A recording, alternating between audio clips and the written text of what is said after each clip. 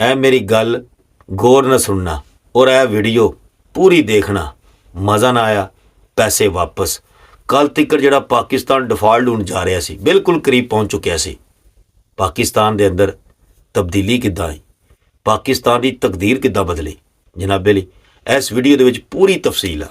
لمبی ضرور ہے, چیک ضرور کرنا, انہوں سننا ضرور. ذرا تصور کیجئے کہ ریاض کے ایوانوں میں ایک فائل میز پہ رکھی ہے. بظاہر یہ ایک دفاعی معاہدہ ہے مگر حقیقت میں یہ ایک پورے خطے کی سمت بدلنے والا فیصلہ ہے.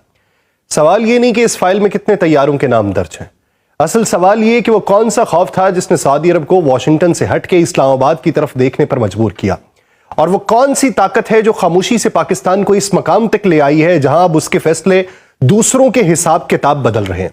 یہ کہانی ہتھیاروں کی نہیں ہے, اعتماد کے ٹوٹنے اور نئے اعتماد کے بننے کی ہے, اور یہی وہ موڑ ہے جہاں آنے والے دنوں کی سیاست لکھی جا رہی. آپ سب پر سلامتی ہو, میں یاسر رشید ہوں اور آپ دیکھ رہے ہیں سونو نیوز. ناظرین, سب سے پہلے اس لمحے کو سمجھنا ضروری ہے جس میں یہ بات چیت شروع ہوئی. پاکستان شدید مالی دباؤ میں تھا, زر مبادلہ کے ذخائر نازک تھے, IMF کا پروگرام چل رہا ہے, ریاستی بیانیہ برسوں سے یہی رہا ہے کہ معیشت ہی سب سے بڑی کمزوری ہے, اور دوسری طرف سعودی عرب ہے جو دہائیوں تک امریکن امبریلا تلے اپنی سلامتی کو محفوظ سمجھتا رہا, مگر پچھلے چند برسوں میں اس یقین کو بار بار جھٹکے لگے. غزہ, یمن, ایران اسرائیل کشیدگی, خلیج میں غیر متوقع حملے اور واشنگٹن کی بدلتی ترجیحات نے ریاض کو یہ سوچنے پر مجبور کیا کہ اب دفاعی انحصار کو پھیلانا ناگزیر ہے. اسی پس منظر میں پاکستان اور سعودی عرب کے مابین گزشتہ برس جو باہمی دفاعی معاہدہ ہوا وہ ایک غیر معمولی پیش رفت تھی. یہ محض تعاون کا کاغذی اعلان نہیں تھا بلکہ اس میں صاف صاف لکھا گیا تھا کہ اگر ایک پر حملہ ہوگا تو اسے دونوں ملکوں پر حملہ تصور کیا جائے گا. مشرق وسطی میں یہ جملہ معمولی نہیں ہوتا. یہی معاہدہ دراصل اس پوری کہانی کی بنیاد ہے, اور اب جب JF-17 تھنڈر کے اوپر بات چیت ہو رہی ہے تو وہ اسی معاہدے کو عملی شکل دینے کی پہلی بڑی کوشش نظر آتی ہے.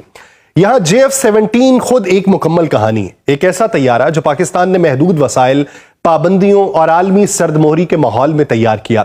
چین کے ساتھ اشتراک ضرور ہے مگر اس کی روح, اس کی تیاری اور اس کی اپ گریڈیشن پاکستان میں ہوتی ہے.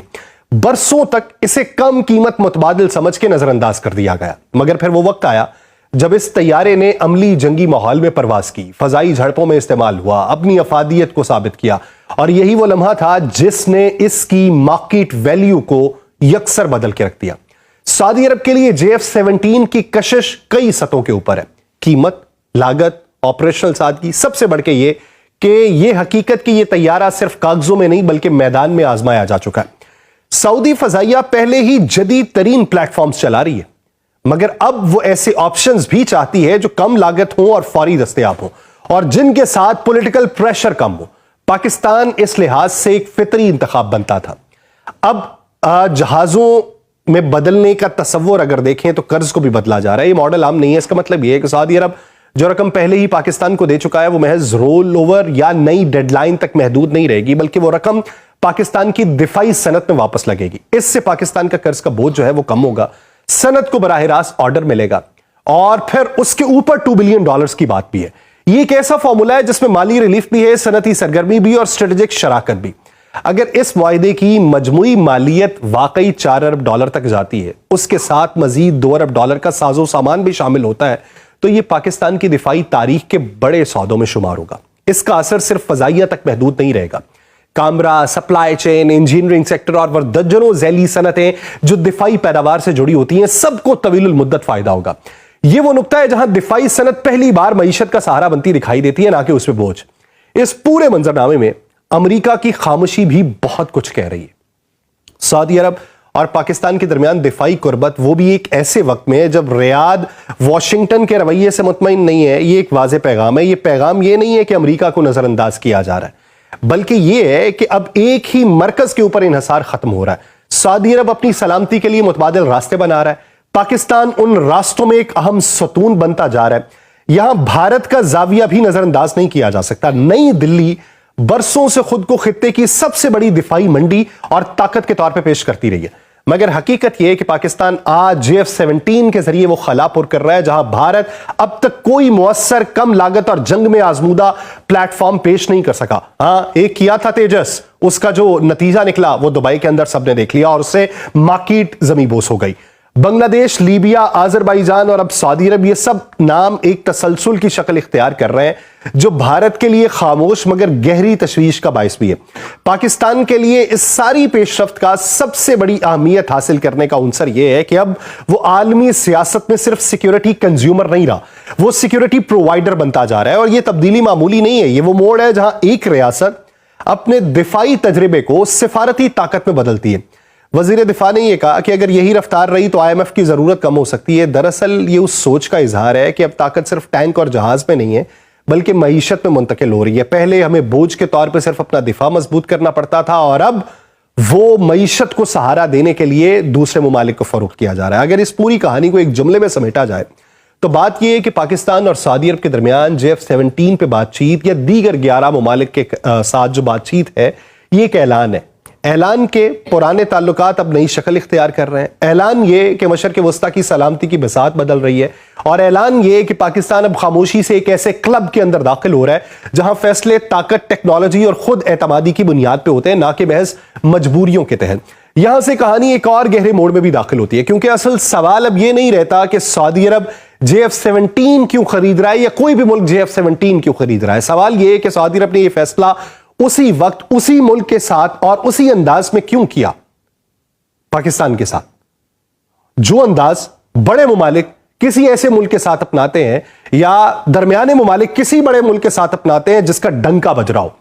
اس سوال کا جواب ہمیں ریاض کے بدلتے ہوئے خوف، امیدوں اور حساب کتاب میں ملے گا.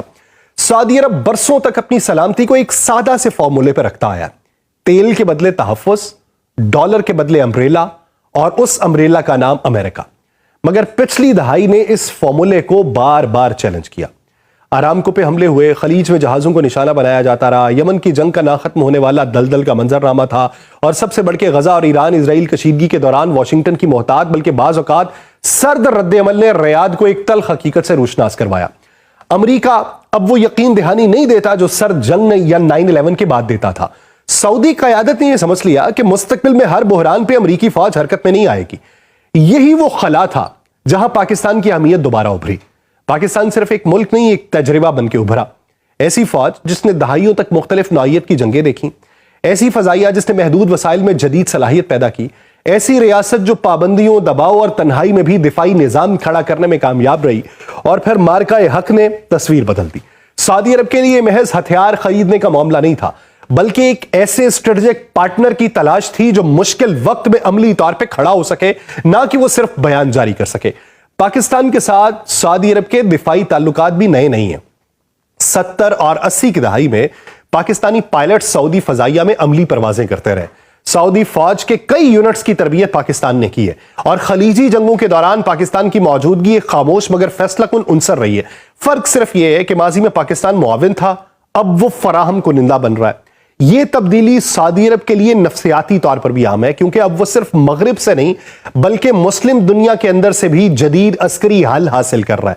سعودی عرب پر اس فیصلے کے اثرات آپ کو کئی لیئرز پہ ظاہر ہوتے دکھائی دیں گے. سب سے پہلے ان کی جو دفاعی صلاحیت ہے، ان کی پالیسی مضبوط ہوگی. جب ایک ملک مختلف ذرائع سے ہتھیار لیتا ہے تو وہ کسی ایک سپلائر کے دباؤ میں نہیں آتا. دوسرا اثر یہ ہوگا کہ سعودی عرب اپنی فضائی طاقت کو کم لاگت مگر مؤثر پلیٹ فارمز کے ذریعے وسعت دے سکے گا، خاص طور پہ ایسے وقت میں جب خطے میں بیک وقت کئی محاذ کھل سکتے ہیں. تیسرا اور سب سے اہم اثر یہ ہے کہ سعودی عرب کا اسٹریٹجک جھکاؤ زیادہ خود مختار نظر آئے گا جو خطے کے دوسرے ممالک کے لیے بھی ایک مثال بن سکتا ہے. اب اگر ہم پیچھے مڑ کے دیکھیں، ماضی کی طرف نگاہ دوڑائیں تو پاکستان نے ایسے دفاعی معاہدے پہلی بار نہیں کیے. چین کے ساتھ اشتراک اس کی بنیاد ہے، مگر اس کے بعد ترکیہ کے ساتھ مل کے پروگرامز، پھر آذربائیجان کو دفاعی سپورٹ، پھر نائجیریا اور میانمار جیسے ممالک کو طیاروں اور تربیت کی فراہمی، اور حالیہ برسوں میں لیبیا کے ساتھ اربوں ڈالرز کے معاہدے اسی تسلسل کا حصہ ہیں. فرق یہ ہے کہ سعودی عرب جیسا ملک اگر خریدار بنتا ہے تو صرف ایک کلائنٹ نہیں ہوتا، وہ ایک ریفرنس بنتا ہے. مشرق وسطی میں مضبوط ریفرنس کے طور پہ یہاں سے ایک اور دروازہ کھلتا ہے۔ جب سعودی عرب جیسا مالی اور سیاسی وزن رکھنے والا ملک پاکستان سے طیارے لے گا تو خلیج کے دوسرے ممالک لازمی طور پہ دیکھیں گے۔ متحدہ عرب امارات، قطر، حتیٰ کہ عمان اور بحرین جیسے ممالک کے لیے بھی یہ سوال پیدا ہوگا کہ اگر سعودی عرب اس پلیٹ فارم پہ اعتماد کر رہا ہے تو ہم کیوں نہیں؟ افریقہ میں جہاں پہلے ہی پاکستان کے دفاعی معاہدے موجود ہیں، سعودی انتخاب ایک مہر تصدیق بنے گا۔ وسطی ایشیا کے ممالک جو روس اور مغرب کے بیچ پھنسے ہوئے ہیں، پاکستان کو ایک نسبتاً غیر متنازع اور عملی آپشن کے طور پہ دیکھنے لگیں گے۔ یہی وہ مقام ہے جہاں پاکستان کی دفاعی صنعت کا اثر صرف معیشت تک محدود نہیں رہے گا، بلکہ سفارتکاری میں تبدیل ہوگا کہ ہتھیار صرف جنگ کے لیے نہیں ہوتے، وہ تعلقات بناتے ہیں، تربیت کے دروازے کھولتے ہیں، مشترکہ مشقیں جنم دیتے ہیں اور برسوں پر محیط انحصار پیدا کرتے ہیں۔ جو ملک آپ سے طیارہ لیتا ہے وہ صرف مشین نہیں خریدتا، وہ آپ کی ٹیکنالوجی، آپ کی اپ گریڈ پالیسی، آپ کے سیاسی رویے پر بھی اعتماد کرنے لگتا ہے۔ اس پورے منظرنامے کو ایک لڑی میں پرو دوں تو بات واضح یہ ہوتی ہے کہ سعودی عرب کا پاکستان کی طرف آنا کسی وقتی مجبوری کا نتیجہ نہیں، بلکہ ایک سوچا سمجھا اسٹریٹجک سٹیپ ہے، اور اس قدم سے سعودی عرب زیادہ خود مختار، زیادہ متوازن اور زیادہ محفوظ نظر آئے گا۔ اور پاکستان کے لیے یہ قدم ایک اعلان ہے کہ اب وہ صرف دفاع کرنے والا ملک نہیں ہے، بلکہ عالمی سیکیورٹی کے کھیل میں قابل اعتماد شراکت دار کے طور پہ ابھر رہا ہے۔ اور یہی وہ مقام ہے جہاں طاقت، اعتماد، وقت ایک دوسرے سے جڑ کے تاریخ کا رخ موڑتے ہیں۔ مجھے دیجیے اجازت، اللہ نگہبان۔